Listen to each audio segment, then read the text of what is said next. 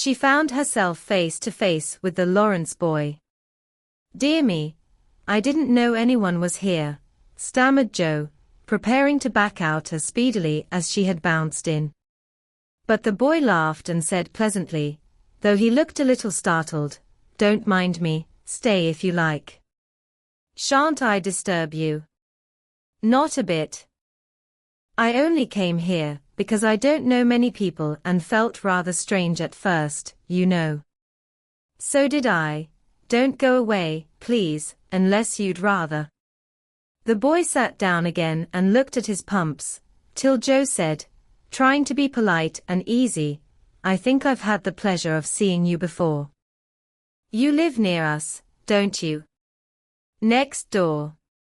And he looked up and laughed outright, for Jo's prim manner was rather funny when he remembered how they had chatted about cricket when he brought the cat home. That put Jo at her ease and she laughed too, as she said, in her heartiest way, "We did have such a good time over your nice Christmas present. Grandpa sent it. But you put it into his head, didn't you, now?" "How is your cat, Miss March?" asked the boy, trying to look sober while his black eyes shone with fun. "Nicely, thank you, Mr. Lawrence." "But I am not Miss March. I'm only Jo," returned the young lady. "I'm not Mr. Lawrence, I'm only Laurie." "Laurie Lawrence, what an odd name." "My first name is Theodore, but I don't like it, for the fellows called me Dora, so I made them say Laurie instead. I hate my name, too, so sentimental. I wish everyone would say Jo instead of Josephine." "How did you make the boys stop calling you Dora?" "I thrashed M. I can't thrash Aunt March, so I suppose I shall have to bear it." And Jo resigned herself with a sigh. "Don't you like to dance, Miss Jo?" asked Laurie, looking as if he thought the name suited her. "I like it well enough if there is plenty of room, and everyone is lively. In a place like this I'm sure to upset something, tread on people's toes, or do something dreadful, so I keep out of mischief and let Meg sail about." "Don't you dance?" "Sometimes. You see, I've been abroad a good many years, and haven't been into company enough yet to know how you do things here." "Abroad?" cried Jo. "Oh, tell me about it. I love dearly to hear people describe their travels." Laurie didn't seem to know where to begin, but Jo's eager questions soon set him going, and he told her how he had been at school in Vivry, where the boys never wore hats, and had a fleet of boats on the lake, and for holiday fun, went on walking trips about Switzerland with their teachers. "Don't I wish I'd been there," cried Jo. "Did you go to Paris?" "We spent last winter there." "Can you talk French?" "We were not allowed to speak anything else at Vivry." "Do say some." "I can read it, but can't pronounce." "Quel nom cette jeune demoiselle en les pantoufles jolies." "How nicely you do it." "Let me see. You said, 'Who is the young lady in the pretty slippers,' didn't you?" "Oh, mademoiselle. It's my sister Margaret, and you knew it was." "Do you think she is pretty?" "Yes, she makes me think of the German girls. She looks so fresh and quiet, and dances like a lady." Jo quite glowed with pleasure at this boyish praise of her sister, and stored it up to repeat to Meg. Both peeped and criticized and chatted till they felt like old acquaintances. Laurie's bashfulness soon wore off, for Jo's gentlemanly demeanor amused and set him at his ease, and Jo was her merry self again, because her dress was forgotten, and nobody lifted their eyebrows at her. She liked the Lawrence boy better than ever and took several good looks at him, so that she might describe him to the girls, for they had no brothers, very few male cousins, and boys were almost unknown creatures to them. Curly black hair, brown skin, big black eyes, handsome nose, fine teeth, small hands and feet, taller than I am, very polite, for a boy, and altogether jolly. Wonder how old he is. It was on the tip of Jo's tongue to ask, but she checked herself in time, and with unusual tact, tried to find out in a roundabout way. I suppose you are going to college soon. I see you pegging away at your books. No, I mean studying hard. And Jo blushed at the dreadful pegging which had escaped her. Laurie smiled but didn't seem shocked, and answered with a shrug. Not for a year or two. I won't go before 17, anyway. Aren't you but 15? Asked Jo, looking at the tall lad, whom she had imagined 17 already. 16, next month. How I wish I was going to college. You don't look as if you liked it. I hate it. Nothing but grinding or skylarking. And I don't like the way fellows do either, in this country. What do you like?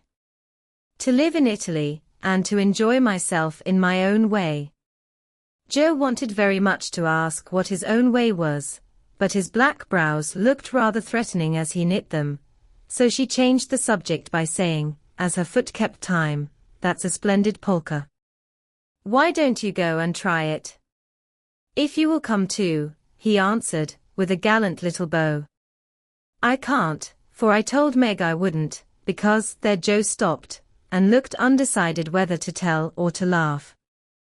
"Because, what? You won't tell?" "Never." "Well, I have a bad trick of standing before the fire, and so I burn my frocks, and I scorched this one, and though it's nicely mended, it shows, and Meg told me to keep still so no one would see it. You may laugh, if you want to.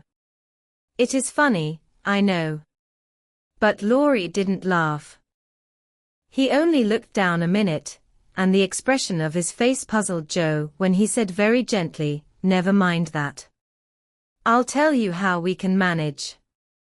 There's a long hall out there, and we can dance grandly, and no one will see us. Please come." Jo thanked him and gladly went, wishing she had 2 neat gloves when she saw the nice, pearl-colored ones her partner wore.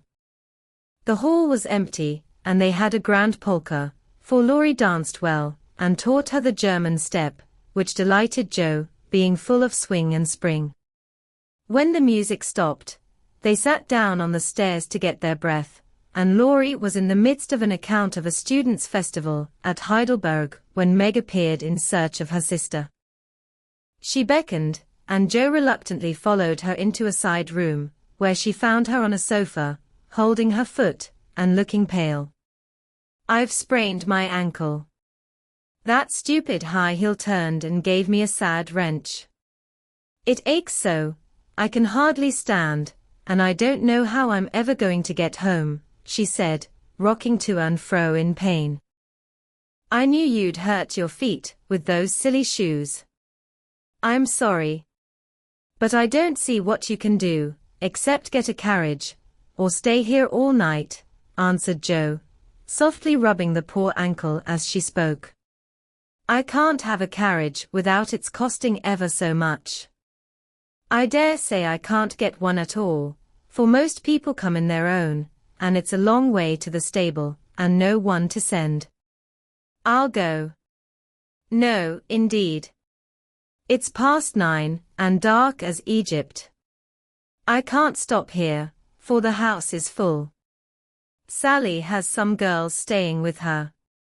I'll rest till Hannah comes, and then do the best I can. I'll ask Laurie." "He will go," said Jo, looking relieved as the idea occurred to her. "Mercy, no. Don't ask or tell anyone. Get me my rubbers, and put these slippers with our things. I can't dance anymore, but as soon as supper is over, watch for Hannah and tell me the minute she comes. They are going out to supper now. I'll stay with you." "I'd rather." "No, dear, run along, and bring me some coffee. I'm so tired I can't stir." So Meg reclined, with rubbers well hidden, and Jo went blundering away to the dining room, which she found after going into a china closet, and opening the door of a room where old Mr. Gardner was taking a little private refreshment. Making a dart at the table, she secured the coffee, which she immediately spilled, thereby making the front of her dress as bad as the back. "Oh dear, what a blunderbuss I am," exclaimed Jo, finishing Meg's glove by scrubbing her gown with it. "Can I help you?" said a friendly voice. And there was Laurie, with a full cup in one hand and a plate of ice in the other. "I was trying to get something for Meg, who is very tired, and someone shook me, and here I am in a nice state," answered Jo, glancing dismally from the stained skirt to the coffee-colored glove. "Too bad. I was looking for someone to give this to. May I take it to your sister?" "Oh, thank you. I'll show you where she is. I don't offer to take it myself, for I should only get into another scrape if I did." Jo led the way, and as if used to waiting on ladies, Laurie drew up a little table, brought a second installment of coffee and ice for Jo, and was so obliging that even particular Meg pronounced him a nice boy. They had a merry time over the bonbons and mottos, and were in the midst of a quiet game of buzz, with 2 or 3 other young people, who had strayed in, when Hannah appeared. Meg forgot her foot and rose so quickly that she was forced to catch hold of Jo, with an exclamation of pain. "Hush! Don't say anything," she whispered, adding aloud, "It's nothing. I turned my foot a little, that's all," and limped upstairs to put her things on. Hannah scolded, Meg cried, and Jo was at her wits' end, till she decided to take things into her own hands. Slipping out, she ran down and, finding a servant, asked if he could get her a carriage.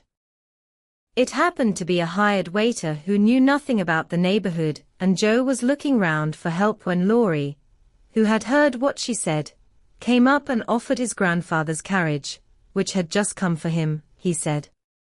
"It's so early. You can't mean to go yet," began Jo, looking relieved but hesitating to accept the offer. "I always go early, I do, truly. Please let me take you home.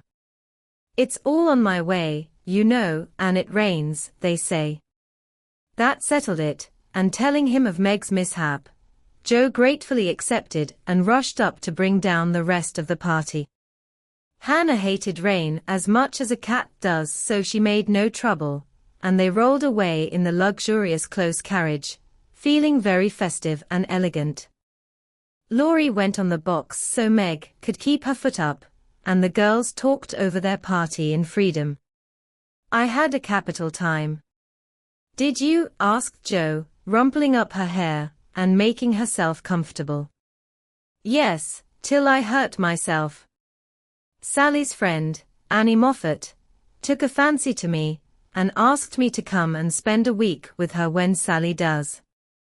She is going in the spring when the opera comes, and it will be perfectly splendid, if Mother only lets me go," answered Meg, cheering up at the thought.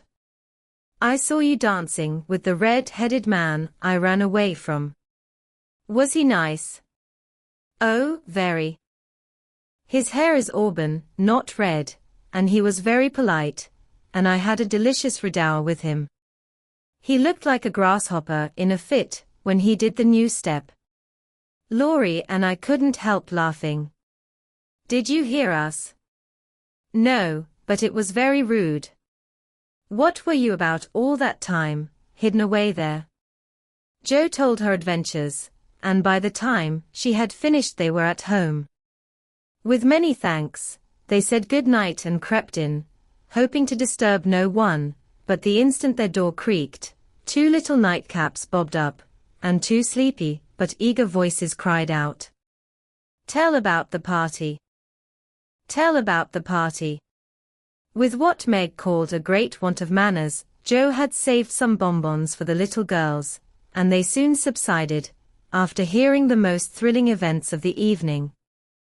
"I declare, It really seems like being a fine young lady, to come home from the party in a carriage, and sit in my dressing gown, with a maid to wait on me," said Meg, as Jo bound up her foot with arnica, and brushed her hair.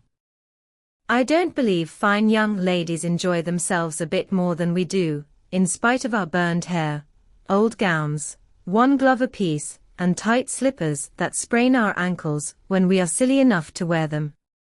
And I think Jo was quite right. Chapter 4 Burdens. "Oh, dear.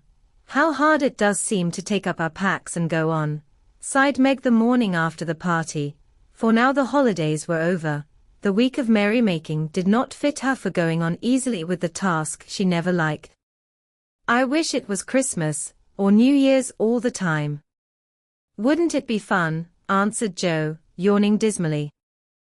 "We shouldn't enjoy ourselves half so much as we do now. But it does seem so nice to have little suppers and bouquets, and go to parties, and drive home, and read and rest, and not work. It's like other people, you know, and I always envy girls who do such things.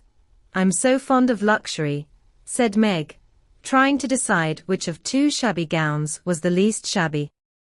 "Well, we can't have it. So don't let us grumble, but shoulder our bundles and trudge along as cheerfully as Mommy does. I'm sure Aunt March is a regular old man of the sea to me, but I suppose when I've learned to carry her without complaining, she will tumble off, or get so light that I shan't mind her." This idea tickled Jo's fancy and put her in good spirits, but Meg didn't brighten, for her burden, consisting of 4 spoiled children, seemed heavier than ever. She had not heart enough even to make herself pretty, as usual, by putting on a blue neck ribbon, and dressing her hair in the most becoming way. "Where's the use of looking nice, when no one sees me but those cross midgets, and no one cares whether I'm pretty or not," she muttered, shutting her drawer with a jerk.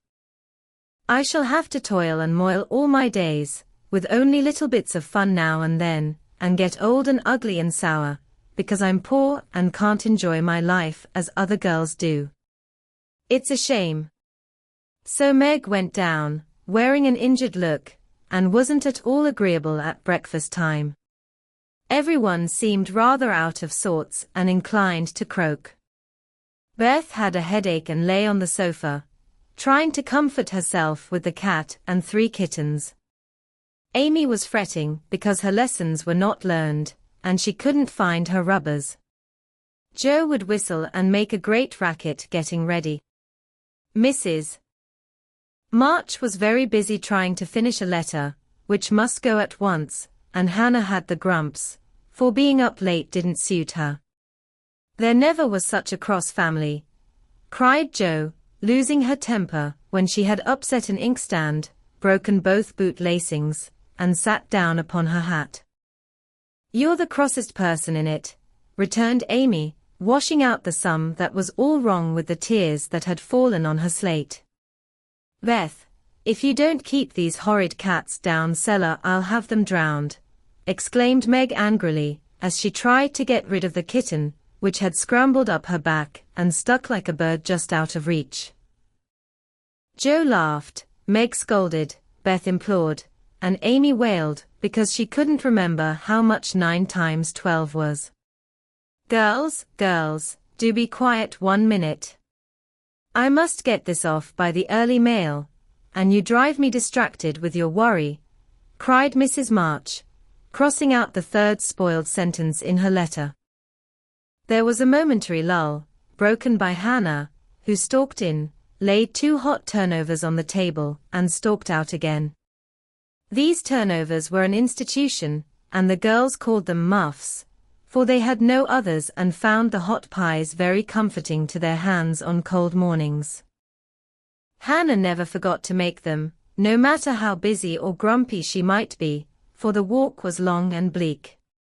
The poor things got no other lunch, and were seldom home before 2. "Cuddle your cats and get over your headache, Bethy. Goodbye, Mommy. We are a set of rascals this morning, but we'll come home regular angels." Now then, Meg. And Joe tramped away, feeling that the pilgrims were not setting out as they ought to do. They always looked back before turning the corner, for their mother was always at the window to nod and smile, and wave her hand to them. Somehow it seemed as if they couldn't have got through the day without that, for whatever their mood might be, the last glimpse of that motherly face was sure to affect them like sunshine. If Mommy shook her fist instead of kissing her hand to us, it would serve us right, for more ungrateful wretches than we are were never seen, cried Joe, taking a remorseful satisfaction in the snowy walk and bitter wind. Don't use such dreadful expressions, replied Meg from the depths of the veil, in which she had shrouded herself like a nun sick of the world. I like good strong words that mean something, replied Joe, catching her hat as it took a leap off her head preparatory to flying away altogether. Call yourself any names you like, but I am neither a rascal nor a wretch, and I don't choose to be called so. You're a blighted being, and decidedly cross today, because you can't sit in the lap of luxury all the time. Poor dear, just wait till I make my fortune, and you shall revel in carriages and ice cream and high-heeled slippers, and posies, and red-headed boys to dance with. How ridiculous you are, Joe. But Meg laughed at the nonsense and felt better in spite of herself. Lucky for you I am, for if I put on crushed airs and tried to be dismal, as you do, we should be in a nice state. Thank goodness, I can always find something funny to keep me up. Don't croak any more, but come home jolly, there's a dear. Joe gave her sister an encouraging pat on the shoulder as they parted for the day, each going a different way, each hugging her little warm turnover, and each trying to be cheerful in spite of wintry weather, hard work, and the unsatisfied desires of pleasure-loving youth. When Mr. March lost his property in trying to help an unfortunate friend, the two oldest girls begged to be allowed to do something toward their own support, at least.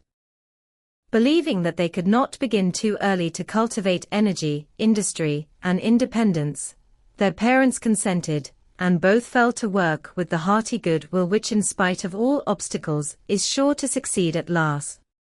Margaret found a place as nursery governess, and felt rich with her small salary. As she said, she was fond of luxury, and her chief trouble was poverty.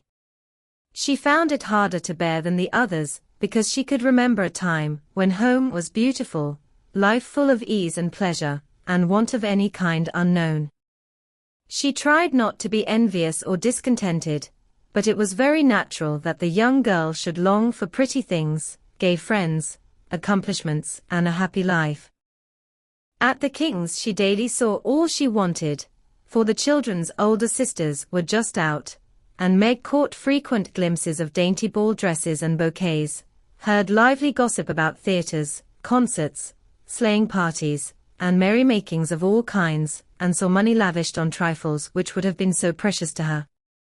Poor Meg seldom complained, but a sense of injustice made her feel bitter toward everyone sometimes, for she had not yet learned to know how rich she was in the blessings which alone can make life happy. Joe happened to suit Aunt March, who was lame and needed an active person to wait upon her. The childless old lady had offered to adopt one of the girls when the troubles came, and was much offended because her offer was declined. Other friends told the Marches that they had lost all chance of being remembered in the rich old lady's will, but the unworldly Marches only said, "We can't give up our girls for a dozen fortunes. Rich or poor, we will keep together and be happy in one another." The old lady wouldn't speak to them for a time, but happening to meet Joe at a friend's, something in her comical face and blunt manners struck the old lady's fancy, and she proposed to take her for a companion. This did not suit Joe at all, but she accepted the place since nothing better appeared, and, to every one's surprise, got on remarkably well with her irascible relative. There was an occasional tempest, and once Joe marched home, declaring she couldn't bear it longer, but Aunt March always cleared up quickly, and sent for her to come back again, with such urgency that she could not refuse, for in her heart she rather liked the peppery old lady. I suspect that the real attraction was a large library of fine books, which was left to dust and spiders since Uncle March died. Jo remembered the kind old gentleman, who used to let her build railroads and bridges with his big dictionaries, tell her stories about queer pictures in his Latin books, and buy her cards of gingerbread whenever he met her in the street. The dim, dusty room, with the busts staring down from the tall bookcases, the cozy chairs, the globes, and best of all, the wilderness of books in which she could wander where she liked, made the library a region of bliss to her. The moment Aunt March took her nap, or was busy with company, Jo hurried to this quiet place, and curling herself up in the easy chair, devoured poetry, romance, history, travels, and pictures like a regular bookworm. But, like all happiness, it did not last long, for as sure as she had just reached the heart of the story, the sweetest verse of a song, or the most perilous adventure of her traveler, a shrill voice called, "Hosea fine. Hosea fine," and she had to leave her paradise to wind yarn, wash the poodle, or read Belsham's essays by the hour together. Jo's ambition was to do something very splendid. What it was, she had no idea as yet, but left it for time to tell her, and meanwhile, found her greatest affliction in the fact that she couldn't read, run, and ride as much as she liked. A quick temper, sharp tongue, and restless spirit were always getting her into scrapes, and her life was a series of ups and downs, which were both comic and pathetic. But the training she received at Aunt March's was just what she needed, and the thought that she was doing something to support herself made her happy in spite of the perpetual Hosea fine. Beth was too bashful to go to school. It had been tried, but she suffered so much that it was given up, and she did her lessons at home with her father. Even when he went away, and her mother was called to devote her skill and energy to soldiers' aid societies, Beth went faithfully on by herself and did the best she could. She was a housewifely little creature, and helped Hannah keep home neat and comfortable for the workers, never thinking of any reward but to be loved. Long, quiet days she spent, not lonely nor idle, for her little world was peopled with imaginary friends, and she was by nature a busy bee. There were 6 dolls to be taken up and dressed every morning, for Beth was a child still and loved her pets as well as ever. Not one whole or handsome one among them, all were outcasts till Beth took them in, for when her sisters outgrew these idols, they passed to her because Amy would have nothing old or ugly. Beth cherished them all the more tenderly for that very reason, and set up a hospital for infirm dolls. No pins were ever stuck into their cotton vitals, no harsh words or blows were ever given them, no neglect ever saddened the heart of the most repulsive, but all were fed and clothed, nursed and caressed with an affection which never failed. One forlorn fragment of dollanity had belonged to Jo, and, having led a tempestuous life, was left a wreck in the rag bag, from which dreary poorhouse it was rescued by Beth and taken to her refuge. Having no top to its head, she tied on a neat little cap, and as both arms and legs were gone, she hid these deficiencies by folding it in a blanket and devoting her best bed to this chronic invalid. If anyone had known the care lavished on that dolly, I think it would have touched their hearts, even while they laughed. She brought it bits of bouquets, she read to it, took it out to breathe fresh air, hidden under her coat, she sang it lullabies and never went to bed without kissing its dirty face and whispering tenderly, "I hope you'll have a good night, my poor dear." Beth had her troubles as well as the others, and not being an angel, but a very human little girl, she often wept a little weep as Jo said, because she couldn't take music lessons and have a fine piano. She loved music so dearly, tried so hard to learn, and practiced away so patiently at the jingling old instrument, that it did seem as if someone, not to hint Aunt March, ought to help her. Nobody did, however, and nobody saw Beth wipe the tears off the yellow keys, that wouldn't keep in tune, when she was all alone. She sang like a little lark about her work, never was too tired for Mommy and the girls, and day after day said hopefully to herself, I know I'll get my music sometime, if I'm good. There are many Bets in the world, shy and quiet, sitting in corners till needed, and living for others so cheerfully that no one sees the sacrifices till the little cricket on the hearth stops chirping, and the sweet, sunshiny presence vanishes, leaving silence and shadow behind. If anybody had asked Amy what the greatest trial of her life was, she would have answered at once, my nose. When she was a baby, Joe had accidentally dropped her into the coal hod, and Amy insisted that the fall had ruined her nose forever. It was not big nor red, like poor Petria's, it was only rather flat, and all the pinching in the world could not give it an aristocratic point.